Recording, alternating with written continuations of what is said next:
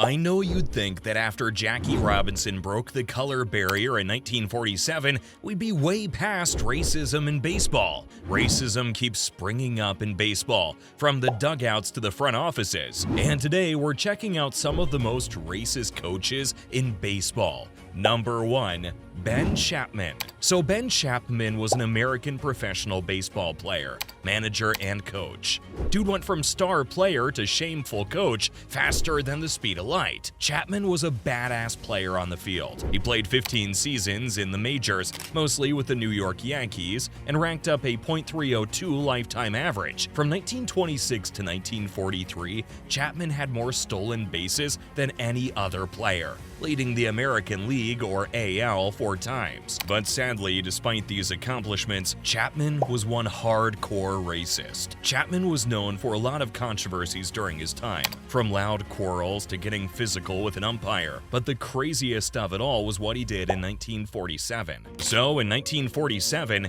Chapman was managing the Philadelphia Phillies when a certain Jackie Robinson made his debut with the Brooklyn Dodgers. Now, Robinson faced opposition from many corners, but Chapman took it to a whole new level. During a game in April, Chapman and his players rained a barrage of racial insults at Robinson that was shocking even for that era. He used the very worst kind of language and mentioned everything from Robinson's physical features to made-up diseases he claimed Robinson would spread to his teammates.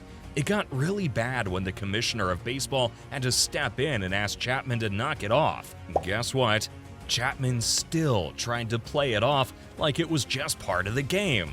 He quipped, "Robinson is just another ball player to us. We'll ride anybody if it'll help us win." The case was so bad that years later, even as a baseball coach for the Cincinnati Reds, he'd still try to defend himself. He'd claim he's no bigot and that he'd managed black players before, but actions speak louder than words. And Chapman's actions were screaming loud and clear. Hold on to your baseball caps, guys, because our next stop is much more recent. Number 2. Chris Bosio. In 2018, we've got not one, but 2 incidents involving coaches and racist language. First up is Chris Bosio, the Detroit Tigers pitching coach. The Detroit Tigers fired pitching coach Chris Bosio for using racist language in 2018. Bosio used the word monkey to refer to a black clubhouse attendant. When he was confronted, dude tried to play it off, claiming he was actually talking about a white player they nicknamed Spider Monkey. But the Tigers weren't buying it. They showed Bosio out the door immediately. Number 3.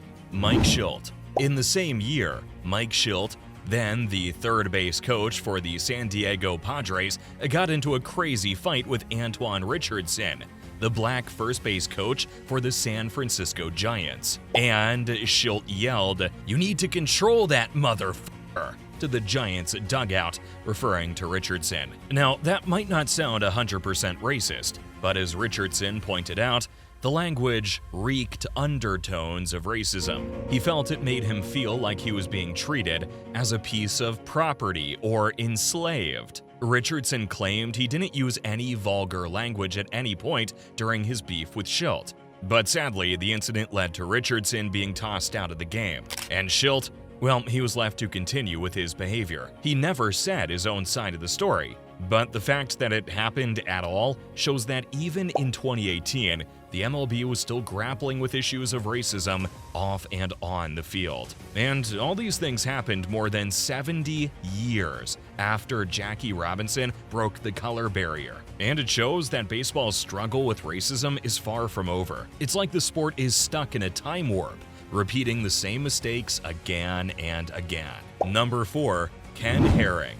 Herring resigned after he was investigated for racist behavior towards Cedric Rose, a black player. Rose, who'd been an all-star in the New England Collegiate Baseball League, claimed he was cut from the team after Herring discovered Rose was keeping a journal of the coach's racist comments. The university's investigation concluded that while Herring may have used harsh language, his behavior didn't violate the school's policies on harassment and retaliation, but they did acknowledge that his actions didn't align with the university's commitment to an inclusive and welcoming environment. That's like an official way of saying, yeah, it was pretty bad. You might be wondering, is it just coaches? Surely the rest of the MLB is doing better, right? Well guys, I hate to burst your bubble, but the problem goes all the way to the top. Recently, the MLB has faced criticism for not being inclusive in its coaching and front office selections. Despite efforts to improve representation, progress has been slow. In fact, as of 2021, there were only 2 black managers in all of Major League Baseball: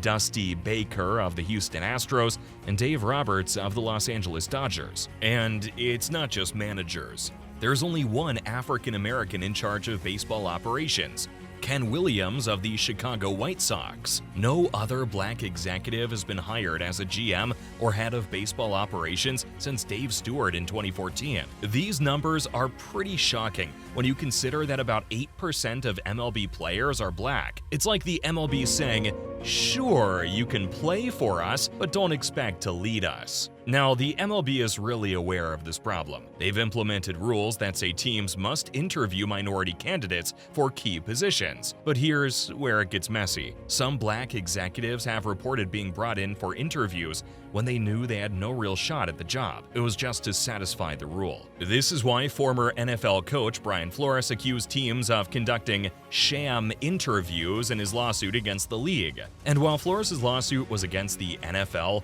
many in baseball testified they had suffered the same thing. As former GM Dave Stewart put it, "The thing's very clear in baseball is that nothing is being done to change the process. And I think baseball is getting worse. The baseball practices are much worse." But let's not forget the players who have had to endure this racism firsthand. Hall of Famer Reggie Jackson recently shared his experiences of playing in Birmingham, Alabama in the 1960s, and it's not for the faint of heart. Jackson described being turned away from restaurants and hotels with racial slurs. He had to rely on his white teammates to help him find places to stay when hotels wouldn't accept him. At one point, he was even threatened with having his apartment complex burned down unless he moved out. He says he wouldn't wish anybody suffer what he suffered. And who can blame him? It's a stark reminder of the challenges black players faced, and in some ways continue to face in baseball. All this is a clear reminder that the MLB still has a long way to go in addressing racism and becoming even more diverse. The league has made public commitments to change, especially after the George Floyd protest in 2020. But as Dave Stewart pointed out, change is only on the minds of the decision makers at the moment. It's not all doom and gloom, though. There's been signs of progress. More teams are now hiring diversity and inclusion officers. There's increased awareness of the need for change, and players are speaking out more than ever before about the racial issues in the sport. But real change takes more than just words. It's all about action, accountability, and a genuine commitment to diversity at all levels of the game. It means not just interviewing minority candidates, but actually hiring them. It means creating a culture where racist behavior is not tolerated, whether from a player, a coach, or a front office executive. So there you have it, guys.